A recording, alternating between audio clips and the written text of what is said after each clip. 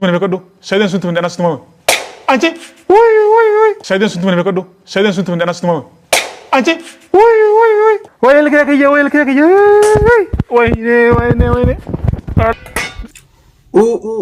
Birra. Oh, yasu birra. Abo ayyunu balage mo. Oh. Ayyunu balage. Akkamitti kana bo gotibo. Akkamitti sibila kana anga akkas gote gurbaa wayaan bifte gurbaa wanni dhufeef jechuun akkas sukkuumaniif intalasas fidee wani dhufeef saniif dhufe malee wayyaa haadha dhufeef way aadaa nama kabajaa hin qabne way nama xiqqeessiti michoo nama xiqqeessiti akkamii kan nama xiqqeessiti ayyu aboo yaasu birraa kun bar miskiina bar nama isin jittu jechuun gara hundatti isin jittuu dhaabbatu jiru bar akkamiin nama akkana xiqqeessite jechuun akkamitti akkana jechuun sibiila kana akkamiin xiqqeessite xiqqee raabsite irkeen taphataati bo akkana si godha guys kono akkanan jira ayyuun gaa ilkeen irraa cabsite la subhanallah sabo amma gaa oomishoon mootiin ammoo ayyuudhaan gartee homanju gurbaa akkamitti kana galgite kana gootme la hawla mee daawwattoota keenya akkamitti argame namni nama jidduu dhaabbatu kun jechuun kabajaan qabu. Sa'idoon jaarsisii jechuun yoo tume bakka tume uleen jaarsaa jechuun yoo tume maal gooti. Suniif wanni jechuun bira dhufee jechuun akka gartee sukkuman akka gartee waata kan taare suniif jechuun haa malee takkaa jechuun yoo sukkumaa taatellee ni gooni jechuun bira dhufe. Galanni isaa jechuun galanni isaa kana ta'e jechuudha. Bannam tokko galata beeku. Akka sa'iitiin dhaqe malee akka micoota naati wayii dhaqe. Bootu wayii micoodhaatu. Tuni dhugumaan diina. Maali hinaaffaan dilli kun? Maali hinaaffaan jechuun as keessa kun?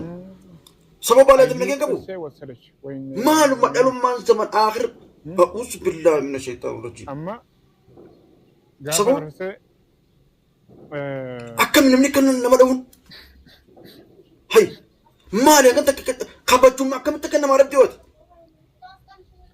Gaafa tura jechuun sayis fuudhu san jechuun nama gaarii fakkaattee nama ispeeshaala fakkaattee nama jechuun nama yaatu fakkaattee sayitu yoo artii qabaattees yoo ilmaa qabaattees jechuun siin heerumette olloon eegee heerumte moo olloon dhallaan wayi dhalaa sabo yoo akkanuma nama gootu ta'e dhallaan maaluma dhiisu hawasa ilma miskiina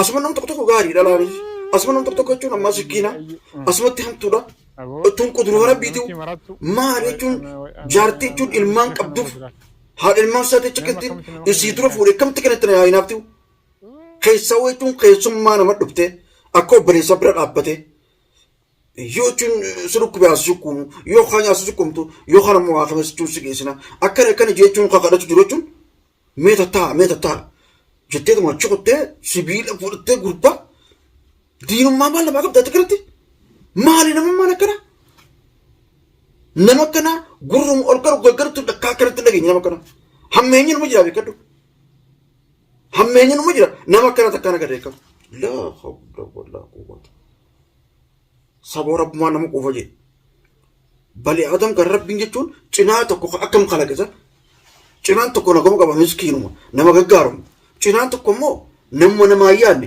dhala ilma namaa tanaaf namni dhala ilma namaa tanaaf akkamitti yaadne ko mucaan kun jechuun yaasu birraa kun jechuun micoon tun dhala ilma namaati nama jechuun kabajallee qabu bira dhaabbanne jechuun wallaanu qabna jaarsaan wadhabanii jaarsaatu tumee uleen jaarsaa jechuun rakkoolleen qabdu garuu wallaanu qabna.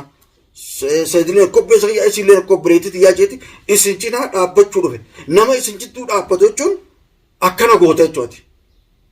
Nu galta jirta jechuun hanga jechuun baalogummaa keetii nu himte baalogummaa irrallee garra jira. Dhugumaan sablooti baalageeti keessaa ilma dhiiraa nama bulmaa jechuun sibira dhaabbatu akkamii kana dhoohi taphate. Yaasu birraa madaa eenaa rabbisaa godhu. Sayidumaa jecha dhoomte sayidumaa jecha kan hundaa'u taate tuni micoon jechuun kabajallee qabdu sabloodha namni akkasii sabloonii hin jiru. Hay nama jechuun jaartii sayidii bikkatti hinaafu isinis jaartii sayid taate sumayyaan isii dura jechuun qabdi bar sayid maal akka sayidii hinaaftiu si fuudhe yoo Sayid dhageesse Sayid wajjin nagaan bulu dhagaa waan ammoo kutuu qabda. Hay saayiboota Sayid jechuun kaan akka dhoottee kun akkatti boo Sayid tun intalti hin taane ta'ammaanuu jechuun namoota isin hojii jiraatu namoota saayiboota keetii kana gootu dhugumatti ammaanuu hin taane garuu Sayid waan biraan jireef malee yeroo itti dhufe immoo dubbii biraati. Dubbii silaa akkuma qabbaroota jechuun nagaan dhumtu godha. Meeshaa jechuun akkuma gartee siira dhiyaatu. Akkuma siira dhiyaatu godha gurbaan jechuun ilkee dhabee. Namni jechuun harka bofa jechuun numa dhaama jechuun nama osoo nama walaalu deemuun numa dhaama osoo jechuun nama yaaduutis numa dhaama. Yaasu rakkoon qabu. Aayisoo namni jechuun nama jidduu nama dhufa nama jidduu suma dhaabbata. Osoo nama yaaduutis suma dhaama. Madaa heenaa rabbisaa godhu rakkoon qabu ilkeessi dhaabbata. Garuu atuu ni dhaabbata. Sayid jechuun nama gaariidha. Jaartii Sayid itti bira dhaabbattee tuunii dhugatte jechuun ayyuun Sayid hooti keessee. Dheengatte jechuun Sayid akka jechuun akkasitti garafe. Jaartii isaatti bakka garafe. Ammoo ati jechuun isaan gidduutti naallii godhaa isaan gidduutti yaadattee isii sukkumu takka hama geessu bira dhuftee ammoo galanni kee bu'uuratee tunii mitiyoon tuniin mantaan. Sayid garaffii akka duraanii gartee garaffii akka dhiyoo tanaatan itti deebisee jechuun ibraanuu qaba. Dhugumatti jaarsi jaartii ni ibraana bara. Qaalii Sayid godhu waan ammoo nagaan jechuun Sayid firraa Sayid geessu qabu hin taane. Yaasu birraa waasutti namni eekam. Waasutti namni jechuun intaltee waasutti daddabne eekam. Bootun diina gurraacha akkam dhalaan turaan bar diina gurraacha jedhanii jechuun hedduu takka waan nama rifatu akkamitti akkana sirooti. Aboo jaartuma Sayid taate malee silaa jechuun gama nyaanni hindoo qabda akkam. Dhugumatti jaartii Sayid taate malee silaa gama nyaanni akka dhabuun yeroo wayyaa akkam. Saba bootiyyaan diinuma gurraacha immoo nama si yaaduuf dhufe jechuun akkamiin akkasi dhoote.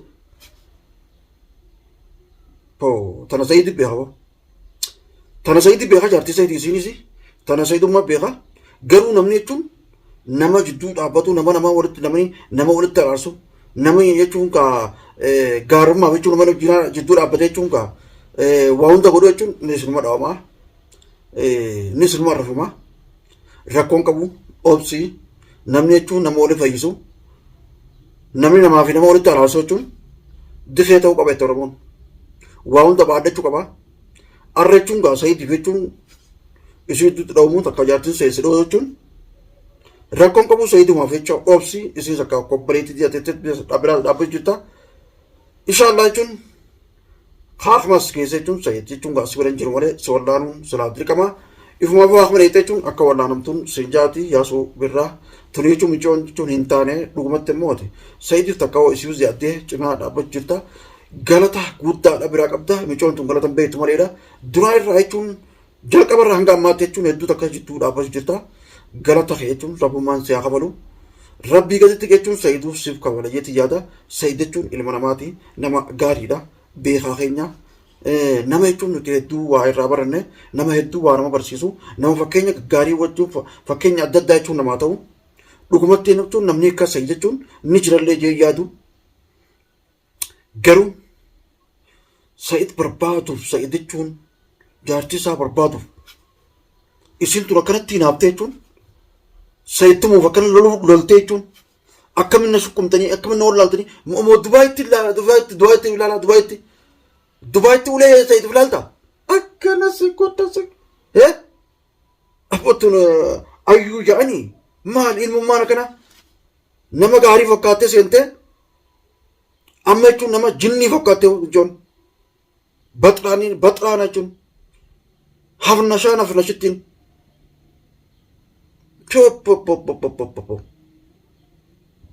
Sayid jechuun barnama jechuun qaqqabee jechuun akka ajaa'ibatti jechuun shafsi godhe jechuun si ibraanu bara beekaa siniisa malee deengata jechuun guyyaa kadhattee jechuun namtu akkana Sayid kiyya sin jaaladha jaalateetti jechuun kan hundana godhee maarree goota dhaabboo haa bakkatti kutee bakka Sumayyaa barbaadu jechuun Sumayyaa matana harkatee Sumayyaa matana harkatee haa dhufu. Si jaartii isaa si jechuun yaasu birraa kan akkana goote akkana simbattu ulee yoo dheengatti toomtaa miti shafiin dirqama uliillee si kanamu hanga jechuun si ibraanii qaceelotte jechuun qututti ijatti si oolchutti baala kee balaa hin taaneeti inshallah tu yasu jechuun rabbiin si afu galanni kee jechuun rabbi harkattaati